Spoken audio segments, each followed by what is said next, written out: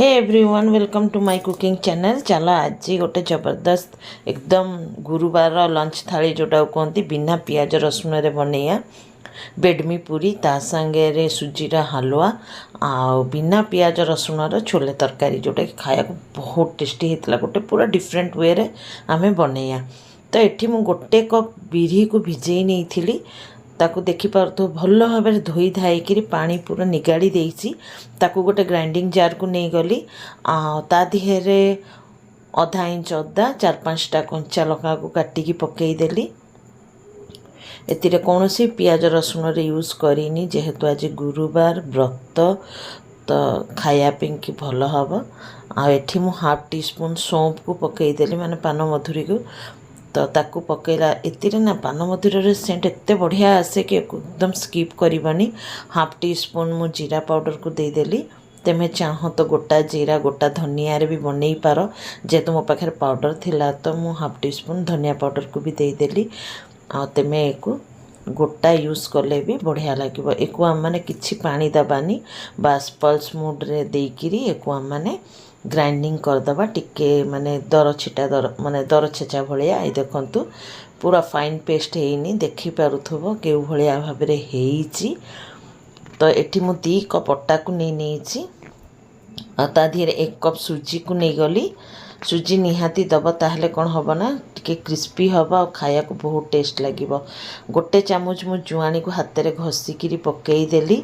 आतीरे 1 teaspoon मु हलदी powder को दौची जेहेतु बिरी देकी मुझे चकटी भी डोटा को तो कला कला हो से मुझे हलदी पाउडर यूज करुँची ताहले पूरीटा भल देखा आ स्वाद अनुसार लुण आ मुठिए मु कसुरी मेथी को पकईदेली हाथ में घषिकी। तो एथरक सुखिलारे एक भल भाव आम मिसई नवा जिते भल भाव मिसेब माने सबकि भल भाव मिसीज जमतीका। आठी मु 3 टेबल चामच खंडे गुआ घी को पकईदेली। तेमे चाह तो रिफाइन तेल को भी दे पार।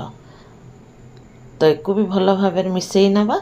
मिसैला पर जो बाटी रखी थिबा बिरी डाली को ताकू आमे पकईबा पकईकी भल भाव चकटिबा माने एतिरे पानी रो बिल्कुल यूज हेनी। जो बिरी डाली बाटीचे ना से ही आमर अटाटा चकटा हम माने 2 कप अटा 1 कप सुजी आ 1 कप बिरी डाली बिना पानी देकरी बस अल्प टिके ना जो लगी ग्राइंडिंग जार रे आमर बिरी गुड़ाक तो लोस्कान करहबनी तेणुकर अल्प टिके ना पानी देकरी मुझे अटारे देदेली। देखंतु पूरा टिके शक्त वाला डो आमे लगेकी तैयार कर दीचे। चलो एक ढांका देकी रखीदबा तरकारी रो प्रिपरेशन करनबा।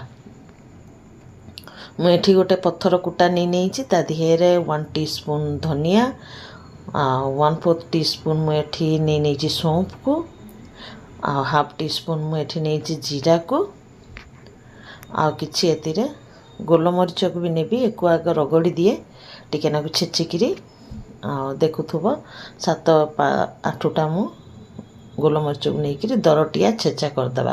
ये कढ़ई बसई सारी 2टा तेजपत्र दे देइछि आ जो कुटिकी रखी मसला को ताको आमे तेले रे पकईदबा माने फुटण आकार रे। आ एतिरे हाफ टीस्पून मु कला जीरा को देबी जोटा कि एतिरे बहुत बढ़िया बास्ना आसीबो। आ 1/4 टीस्पून मु एठी हेंगु को दे देली। हेंगुरु भी बढ़िया जतले मसला सबुरु बास्ना आसीबो ना से जाएके आमे एको तेले रे भल भाव एपट सेपट करिके भाजी नबा।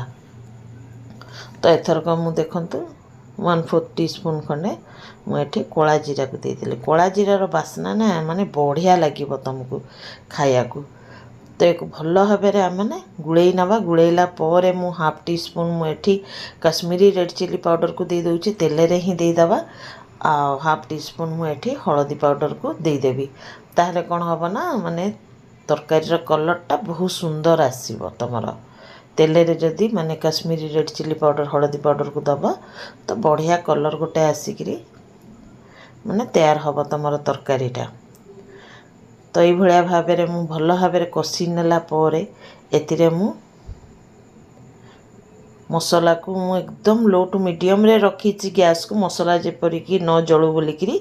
आ एठी मु गोटे बड़ टमाटर आ खंडे अदा आउ 4-5टा कंचा लंकार पेस्ट बनै देइथिली ताकू मु एठी पकई दउछि पकईकि एथरक भल भाव में कषि नवा तेमे तो जानी मु आगुरु ही कहे जिते मसला को बढ़िया भाव में कषिब तुम तरकारीटा सेतिकी भल हम। ये मुठाए खंडे कसुरी मेथी को मु ड्राई रोस्ट करके हाथ में घसिकी पकईदेली आमती भाव में कसुरी मेथी करे सेटा भी तुमको देखी।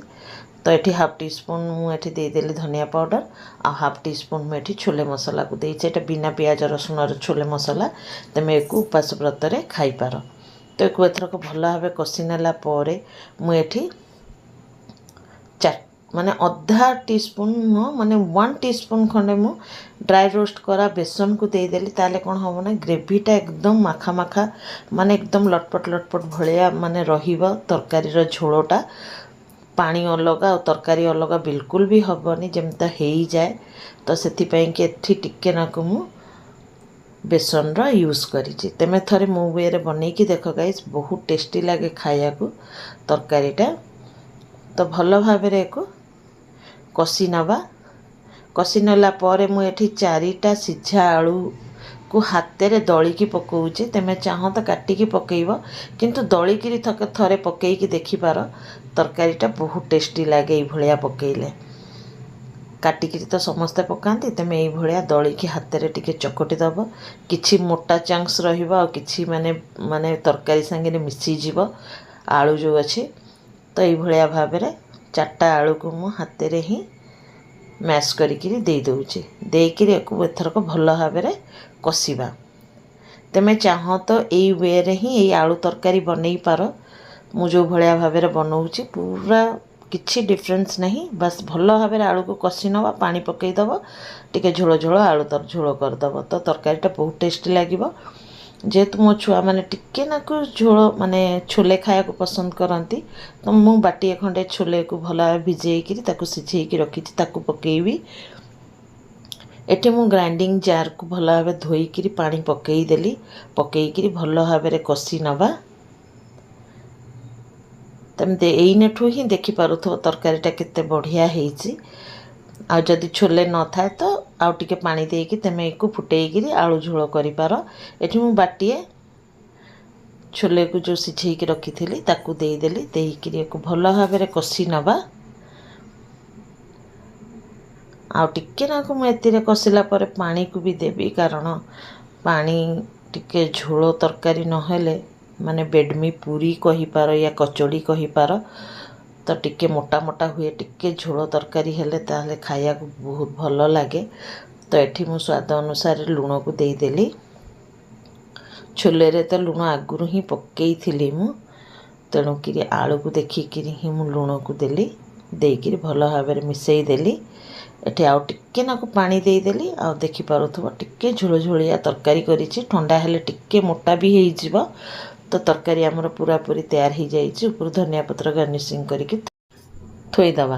आ एठी चलो गोटे पेन बसई देइछि 1 कप मुठी सुजी को नहीं नेली तो चलो फटाफट एकदम सुजीर हलवा बनई दबा। आज किछि मिठा खायार माने बहुत इच्छा होतला तो मु भाबिली कि चलो बहुत जल्दी ही सुजी हलवा हो जाए तो ताकू बनई दबा। तो एठी गोटे कप मु नेइछि घी ता दिहरे मु अधा इने घी को दे दउछि जो भलिया माने सुजीटा पूरा बुड़ी जीव घीरे से भलिया घी को पकईकि आमे सुजी को पूरा हल्का आंचरे भाजीबा जो कि बहुत भल बास्ना आसिया जाएंगे आमे को भाजीबा जेमता कि कलरटा यार चेंज हवा को लगी जाए। तो एठी मु 4टा अलैच को भल भाव में कुटिकी पकईदेली तेमे चाह तो स्किप करि पार। एमता भी हलुआ रे जो घीर बास्नाटा ही बेसी बढ़िया लगे आ मु टिके ना आउ टिके फ्लेवर हवा पे पकईदेली। तो एक किछि डेरी हम भाजीबा तुम देखि पारुथबो कलर चेंज हवा को लगी जाइछि। एठी मु 2/3 कप मु एठी चीनी को देदेली तेमे चाह तो 1 कप चीनी भी देई पार किंतु टिके मीठा टिके कम हेले भल लगे बहुत मीठा भी भल लगेनी मुह बांधी हो जाए। तो चीनी देकरी आम एक भाजी नहींचे और कलर देखिपे केते सुंदर होती।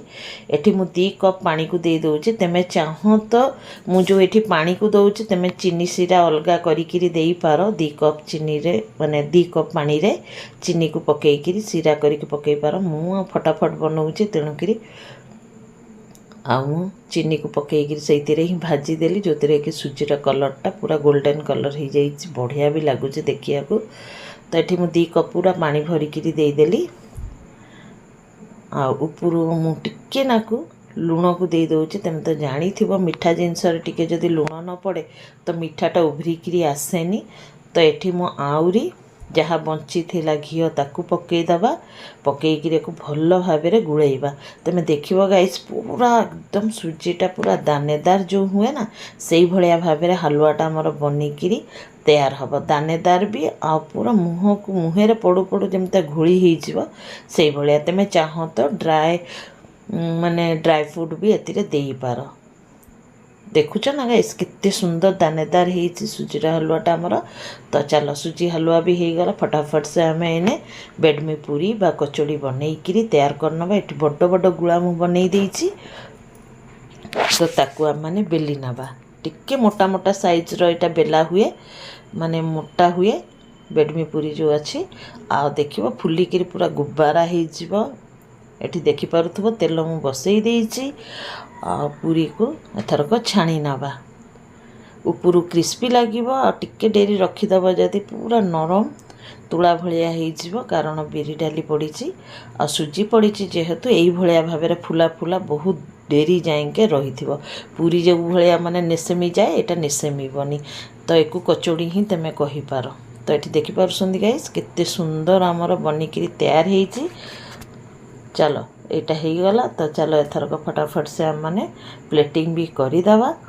आ पिला माने पूरा आसिकी स्कूल गाधे पाधे ठिया होती कि पूरी छणा हम तो खाइबे।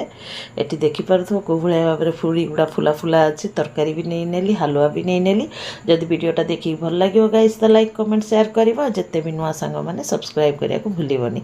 चलो गाइस फिर मिसवा नेक्स्ट वीडियो रे। Bye bye take care be safe guys and thanks for watching. आ निहाती को सिटी रू या सहर रू देखुच मते कमेंट करके जनइबो। Thanks for watching. Bye bye. देखा हबा नेक्स्ट वीडियो रे।